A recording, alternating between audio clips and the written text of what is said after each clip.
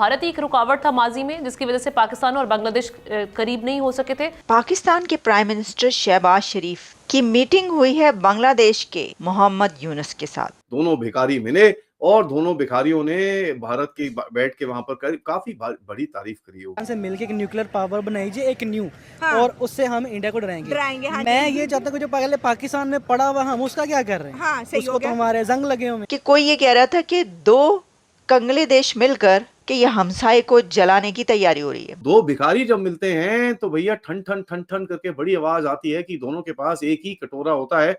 और आपको पता ही है जिस तरह से पाकिस्तान तो चाइना और अमेरिका से भीख मांगता रहता है, अभी भारत से भी भीख मांगने की, कल जैसे मैंने आपको बताया, कोशिश बांग्लादेश पूरी तरह से कर रहा है कि साहब हमारे पास चावल नहीं बचा, प्लीज हमको चावल दे दो, 50,000 टन चावल दे दो, नहीं तो हमारे लोग भूखे मर जाएंगे, मैं कैसे जीऊंगा, मैं तो परेशान हो जाऊंगा। भारत ने पाकिस्तान और बांग्लादेश को एक साथ एक बहुत बड़ा धचका दिया है।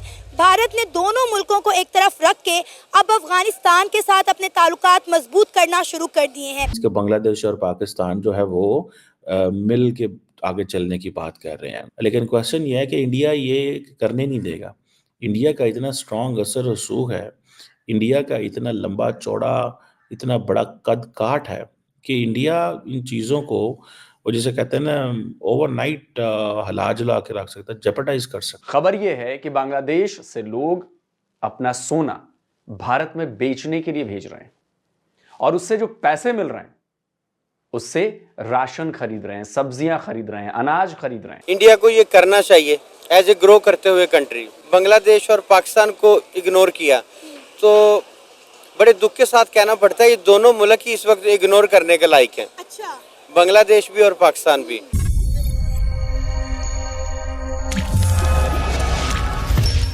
नमस्कार, जय हिंद दोस्तों जैसे कि आपने वीडियो क्लिप में देखा, दो भिखारी मुल्क बांग्लादेश और पाकिस्तान मिलकर अब भारत को आंखें दिखाने लगे हैं, लेकिन दोनों ही देश भारत से ट्रेड करने की भीख भी मांग रहे हैं। बांग्लादेश में शेख हसीना की सत्ता जाने के बाद पाकिस्तान को फायदा दिख रहा है। पाकिस्तान एक बार फिर से बांग्लादेश से अपने संबंधों को सुधारने की कोशिश में लगा है। ठीक उसी तरह जब बांग्लादेश में नेशनल पार्टी और जमाते इस्लामी सत्ता में थी, इस बार पाकिस्तान का ध्यान मुख्य रूप से व्यापार, संस्कृति और खेलों पर है। बांग्लादेश की अंतरिम सरकार के प्रमुख सलाहकार मोहम्मद यूनुस ने गुरुवार को काहिर में आयोजित D8 शिखर सम्मेलन के दौरान पाकिस्तान के प्रधानमंत्री शहबाज शरीफ से मुलाकात की। दोनों ने व्यापार और संस्कृति तथा खेल प्रतिनिधि मंडलों के आदान प्रदान के जरिए संबंधों को फिर से मजबूत करने पर सहमति जताई। यूनुस और शरीफ ने सार्क को पुनर्जीवित करने की संभावना पर भी चर्चा की, लेकिन यह कदम आगे बढ़ने की संभावना कम है क्योंकि भारत का इस विचार में खास रुचि नहीं है। तो चलिए दोस्तों, इसी पर आगे पाकिस्तानी मीडिया का रिएक्शन देखते हैं। दो भिखारी जब मिलते हैं तो भैया ठन ठन ठन ठन करके बड़ी आवाज आती है कि दोनों के पास एक ही कटोरा होता है। और आपको पता ही है जिस तरह से पाकिस्तान तो चाइना और अमेरिका से भीख मांगता रहता है, अभी भारत से भी भीख मांगने की, कल जैसे मैंने आपको बताया, कोशिश बांग्लादेश पूरी तरह से कर रहा है कि साहब हमारे पास चावल नहीं बचा, प्लीज हमको चावल दे दो, 50,000 टन चावल दे दो, नहीं तो हमारे लोग भूखे मर जाएंगे, मैं कैसे जीऊंगा, मैं तो परेशान हो जाऊंगा। एक तरफ बड़े उल्टे काम करते हैं और दूसरी तरफ चावल खाने को नहीं है। इनके बांग्लादेश का एक कर्नल है, क्या ओली क्या नाम है उसका, बेवकूफ, कहता है कल मोदी साहब, fear Allah don't mess with Bangladesh, we have very friendly nation with nuclear bombs. अपने पास नहीं है, दूसरे नेशंस के पास न्यूक्लियर बॉम्ब है और उसको बड़ा कॉन्फिडेंस है कि भैंस क्या दूसरे नेशन आके न्यूक्लियर बॉम्ब से भारत को तंग करेंगे क्योंकि हम बांग्लादेश की तरफ उंगली उठाने की कोशिश कर रहे हैं। इस बेवकूफ को ये नहीं पता कि भैया एक न्यूक्लियर बॉम्ब और तुम्हारा जितना भी पाकिस्तान है और तुम्हारा जितना भी कंगालू लैंड है, एक न्यूक्लियर बॉम्ब का एंड भी किसी तरफ आ गया ना बेटा, तो पूरा अपना देश काट के तुमको ओशन में फैला देंगे। इतनी कैपेबिलिटी तो भारत के पास है, इनको ये बेवकूफों को समझ आता नहीं है। लेकिन क्या करें, बड़े बड़े स्टेटमेंट दे, यार बड़े बड़े स्टेटमेंट तो कोई भी दे सकता है।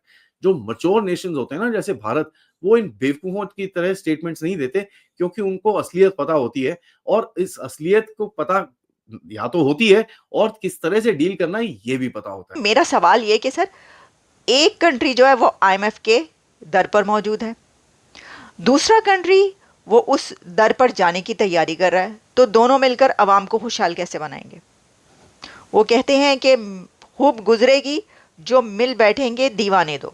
तो सर ये भी हो सकता है, जब दीवाने दो मिल जाएं तो फिर अच्छी भी गुजर सकती है, खूब भी गुजर सकती है। अब वजीर आजम शहबाज शरीफ ने सोशल मीडिया पर एक तस्वीर शेयर की और साथ कैप्शन में लिखा, ये उन्होंने लिखा है कि मोदी साहब पढ़िए, देखिए कि मैं क्या लिख रहा हूँ।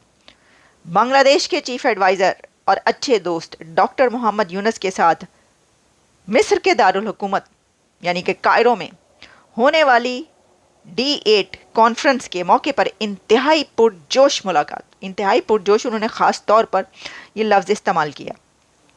उन्होंने कहा जी हमारे जो टाइज़ हैं वो डीपन हो रहे हैं, कल्चरल टाइज़ की तो बात ही क्या है, जिनको कभी हम कहा करते थे कि ये हमारे साथ रहेंगे, वो कह रहे हैं नो, हमारी जो कल्चरल टाइज़ हैं क्या ही बात है उनकी सर, एक जैसी सकाफ़त, एक जैसी ज़ुबान, एक जैसी खाना, एक जैसा। वैसे मच्छी तो बनती है नहीं, उधर ज़्यादा अच्छी बनती है, मैंने यहीं पे खाई है इन होटल्स में। पाकिस्तान में कहाँ से बांग्लादेशी अब खुलेंगे, मुझे लगता है कि अब पाकिस्तान में बांग्लादेशी रेस्टोरेंट खुलेंगे। लेकिन ये कॉन्फ्रेंस है D8 और आपको पता है इसमें कंट्रीज़ कौन कौन से हैं? आप अंदाज़ा करें कितने खुशहाल कंट्रीज़ है। इसमें इजिप्ट है, मिस्र का आपको पता है ना कितनी ज़बरदस्त इकॉनमी उनकी चलती है। इसमें बांग्लादेश है, उसके हालात भी आप जानते हैं। इसमें इंडोनेशिया है, इसमें ईरान है, देखें ईरान में तो दूध और शहद की नहरें बह रही हैं। मलाइशिया है, नाइजीरिया है इसके अंदर, और इसके अंदर पाकिस्तान भी और टर्की भी है। तो अगर आप थोड़ा सा इसके ऊपर नज़र डालें ना, आपको पता ये चलता है कि ये इसमें से मैक्सिमम कंट्रीज़ D8 के वो हैं कि जिनकी इकॉनमी को खाने के लाले पड़े हुए हैं, IMF में हैं और दहशतगर्दी हो रही है, बड़े मसाइल हैं इन तमाम कंट्रीज़ में। आप देखें भूख, नंग और दहशतगर्दी। इंडिया इन सब कंट्रीज़ को मिला लें आप तो तब भी इनकी इकॉनमी इंडिया की इकॉनमी का मुकाबला नहीं करती। अब ये देखें, आप देखें ताकतवर कौन हो, हम ये नहीं कह रहे, बात यह है कि इंडिया किन ग्रुप्स में है। आपको पता है किन ग्रुप्स में है वो, कौन कौन सी कॉन्फ्रेंसेज होती हैं?